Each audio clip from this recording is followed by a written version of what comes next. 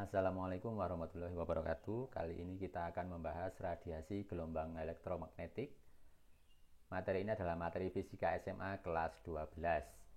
Mari kita awali pelajaran kita dengan melihat video berikut ini. Ada microwave, ada radio, ada hasil USG, ada remote, ada televisi. Nah, kesemuanya itu adalah berkaitan dengan gelombang elektromagnetik. Semuanya mempunyai radiasi yang mana radiasi tersebut bisa bermanfaat dan juga bisa membahayakan kita. Yang kita pelajari di sini adalah ide awal adanya gelombang elektromagnetik dan bukti-bukti yang mendukung keberadaan gelombang elektromagnetik tersebut. Kita juga akan belajar mengenai spektrum dan energi dari gelombang elektromagnetik ini. Di tahun 1855 ada prinsip besar berkaitan dengan listrik dan magnet. Nah, diantaranya adalah mengenai hukum Ampere, yaitu berkaitan dengan arus listrik pada suatu konduktor menimbulkan medan magnet. Kemudian ada hukum Faraday yang mengatakan bahwa garis medan magnet itu menimbulkan GGL induksi. Kemudian masih di hukum Faraday adalah perubahan flux magnetik kumparan itu menimbulkan arus induksi. Dan ada satu lagi yaitu hukum Maxwell yang menjelaskan bahwa perubahan flux listrik itu menimbulkan namanya medan magnet.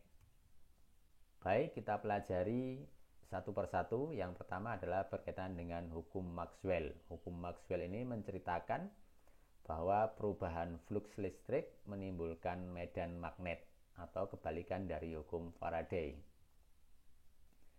Maxwell menyatakan bahwa gejala yang disampaikan oleh Faraday, yaitu epsilon sama dengan dP dt, dapat terjadi dalam arah sebaliknya. Maxwell menyatakan bahwa perubahan medan listrik dapat menghasilkan medan magnet dan arah medan magnet tersebut yang dihasilkan adalah tegak lurus dengan medan listrik. Nah, kita perhatikan arah medan listrik dan arah medan magnet menurut Maxwell ini. Arah medan magnet dan arah medan listrik selalu tegak lurus. Menurut Maxwell, perambatan medan listrik dan medan magnet itu terjadi ke segala arah dan secara periodik. Arah mereka saling tegak lurus. Gelombang elektromagnetik merambat dengan kecepatan konstan, yaitu sebesar 3 kali 10 pangkat 8 meter per sekon. Dan ini adalah setara dengan kecepatan cahaya. Materi yang kedua adalah berkaitan dengan energi dan intensitas gelombang elektromagnetik. Energi atau intensitas gelombang elektromagnetik adalah daya gelombang elektromagnetik tiap satuan luas. Persamaannya adalah I sama dengan P per A. A-nya diganti dengan 4 πr kuadrat.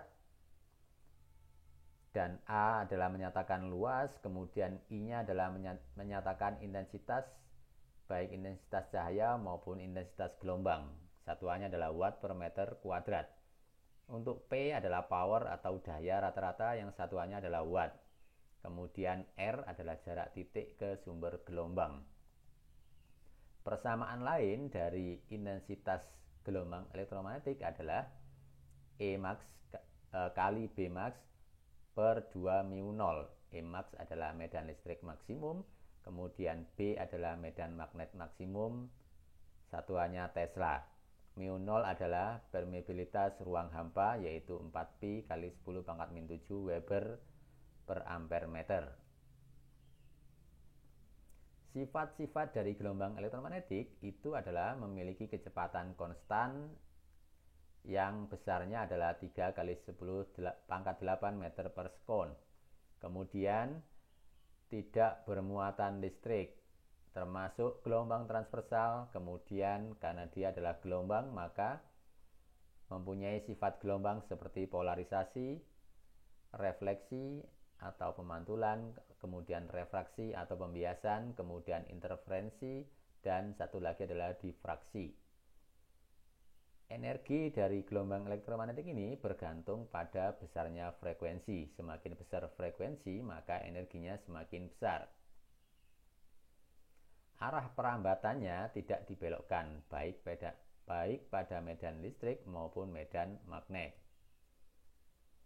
Kemudian, yang terakhir kita mengenal namanya spektrum gelombang elektromagnetik. Nah, spektrum gelombang elektromagnetik ini adalah radiasi gelombang elektromagnetik dengan frekuensi dan panjang gelombang yang berbeda.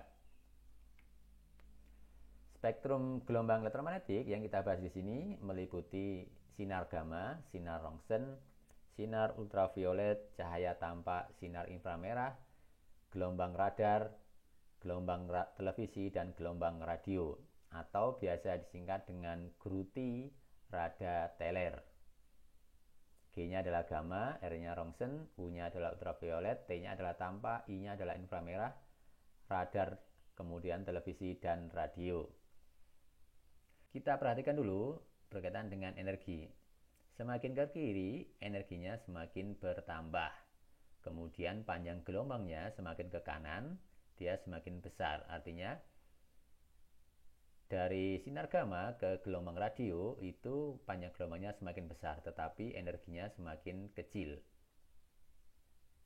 Sinar gamma terletak di panjang gelombang 0,0001 nanometer, kemudian sinar X antara 0,01 nanometer sampai 10 nanometer.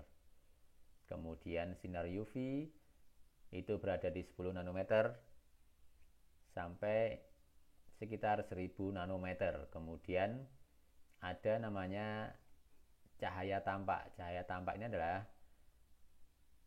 warna atau warna cahaya yang sering kita lihat, yaitu terdiri atas Magicu Hibiniu merah. Kemudian sinar inframerah terletak di 1000 nanometer sampai 0,1 cm. Kemudian gelombang radio, radar, dan televisi berada di kisaran 1 cm sampai 100 meter. Kita awali pembahasan spektrum ini berkaitan dengan sinar gamma. Sinar gamma adalah sinar yang dihasilkan dari peristiwa radioaktivitas unsur-unsur radioaktif, yaitu unsur yang tidak stabil. Sinar gamma mempunyai daya tembus yang besar dan menembus pelat besi yang tebal. Manfaatnya bisa terapi kanker, sterilisasi peralatan rumah sakit, sterilisasi makanan kemasan, pembuatan varietas tanaman unggul, kemudian dapat mengurangi populasi hama. Selain bermanfaat, ini juga bisa merusak atau membahayakan.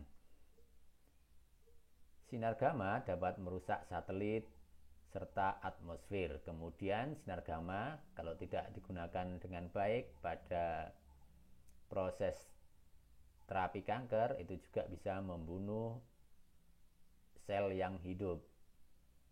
Kemudian kalau digunakan sebagai senjata bisa menyebabkan kematian yang besar. Spektrum yang kedua adalah sinar X atau sinar Roentgen, berkaitan dengan penemunya yaitu Roentgen sendiri. Manfaat dari sinar X atau sinar Roentgen ini adalah kita dapat memotret organ-organ dalam tubuh kita tanpa membongkarnya. Kemudian manfaat yang kedua adalah kita dapat menganalisis struktur bahan atau kristal. Juga bisa mendeteksi keretakan atau cacat pada logam. Manfaat yang lain adalah dapat memeriksa barang-barang di bandara. Ini adalah contoh dari pengambilan gambar tulang dan kristalografi sinar X, artinya memeriksa kristal. Bahaya dari sinar X itu adalah kalau terlalu sering dapat menyebabkan penurunan produksi sel darah, menyebabkan infeksi dan iritasi pada kulit, menyebabkan gangguan pencernaan pada bagian usus, mempengaruhi penurunan produksi sperma dan menyebabkan kemandulan, memiliki dampak buruk juga bagi mata, kemudian menyebabkan pneumonitis dan gangguan paru-paru atau gangguan pernapasan. Sinar berikutnya atau gelombang berikutnya adalah sinar ultraviolet atau disingkat dengan UV. Biasanya ada UVA dan UVB. Manfaatnya adalah untuk proses fotosintesis, kemudian dapat membentuk vitamin D yang bagus untuk tulang, kemudian juga dapat membunuh kuman penyakit, mensterilkan ruangan, dan memeriksa keaslian tanda tangan di dunia perbankan. Bahaya dari sinar UV kalau terlalu sering adalah menyebabkan kanker kulit, kemudian kulit bisa terbakar, bisa juga menyebabkan katarak, perubahan molekul DNA, dan untuk sinar UVA itu dapat menyebabkan kulit gelap, kerut atau keriput, dan melanoma. Melanoma adalah salah satu jenis penyakit kanker kulit juga. Gelombang berikutnya adalah berkaitan dengan cahaya tampak. Cahaya tampak di sini adalah Mejiku Hibiniu atau merah, jingga, kuning, hijau, biru, nila, dan ungu.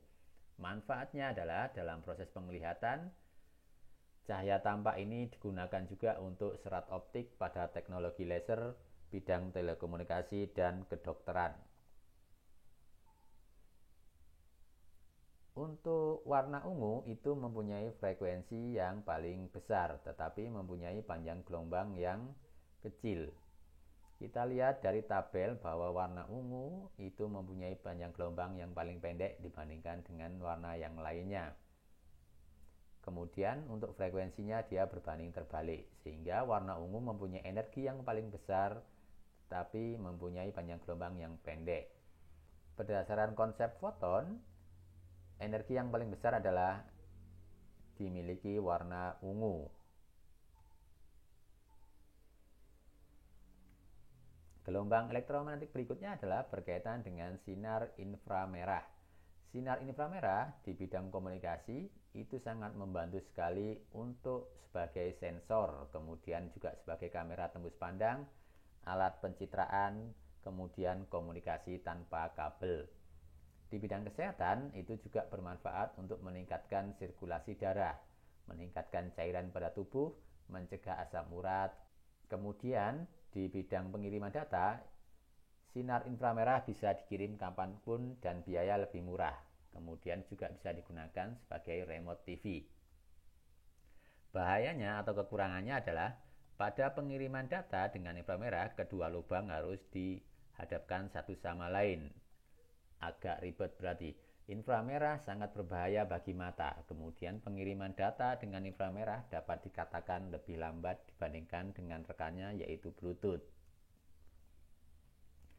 Ini adalah terapi kesehatan, kemudian remote, kemudian model transfer data menggunakan inframerah. Kemudian kita bisa melihat suhu tubuh makhluk dengan termometer inframerah. Gelombang berikutnya adalah gelombang radar atau gelombang mikro. Digunakan sebagai pemanas microwave, komunikasi radar, kemudian menganalisa struktur atomik dan molekul, mengukur kedalaman laut, digunakan juga pada rangkaian TV, dan gelombang radar ini juga bisa dipakai untuk memandu pendaratan pesawat, menentukan arah dan posisi yang tepat suatu partikel atau benda. Bahaya dari gelombang mikro atau gelombang radar ini adalah pulsa gelombang mikro dapat menimbulkan efek stres pada saraf otak kita. Gelombang mikro yang pada WiFi dapat menyebabkan nyeri di bagian kepala, telinga, dan tenggorokan. Hal ini dapat terjadi bila kita berada di dekat alat elektronik atau menara pemancar. Gelombang elektromagnetik yang terakhir adalah gelombang TV dan gelombang radio. Gelombang ini digunakan sebagai alat komunikasi dan membawa informasi dari satu tempat ke tempat yang lain. Bahayanya adalah atau kekurangannya, paparan radiasi gelombang radio ini dapat meningkatkan resiko terjadinya kanker. Demikian pembahasan mengenai radiasi gelombang elektromagnetik. Terima kasih, semoga bermanfaat.